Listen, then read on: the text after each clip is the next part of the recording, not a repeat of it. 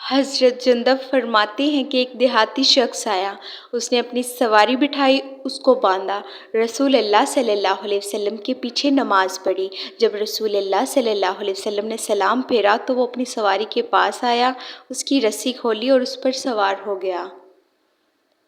پھر دعا کی، اے اللہ تو مجھ پر اور محمد صلی اللہ علیہ وسلم پر رحمت فرما اور ہماری رحمت میں کسی دوسرے کو شامل نہ فرما۔ نبی اکرم صلی اللہ علیہ وسلم نے اس کی بات سن کر صحابہ کرام سے فرمایا، تمہارا کیا خیال ہے؟ یہ شخص زیادہ گمراہ ہے یا اس کا اونٹ؟ تم نے سنا نہیں ہے اس نے دعا مانگتے ہوئے کیا کہا؟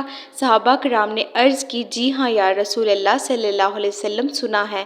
حضور صلی اللہ علیہ وسلم نے فرمایا، اس نے اللہ تعالیٰ کی وسیع رحمت کو روکنا چاہا ہے۔ بے شک اللہ تعالیٰ نے 100 رحمتیں پیدا فرمائی ہیں، ان میں سے ایک رحمت دنیا میں اتاری ہے جس کے باعث انسان، جنات، جانور اور تمام مخلوقات ایک دوسرے پر رحمت کرتے ہیں۔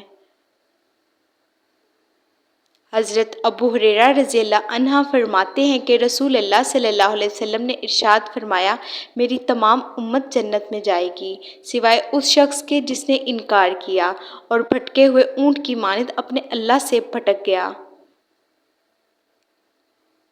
تاہم امام بخاری نے حضرت ابو ہریرہ رضی اللہ عنہ کے حوالے سے رسول اللہ صلی اللہ علیہ وسلم کا یہ ارشاد نقل کیا ہے کہ میرا ہر امتی جنت میں جائے گا سوائے اس کے جس نے انکار کیا۔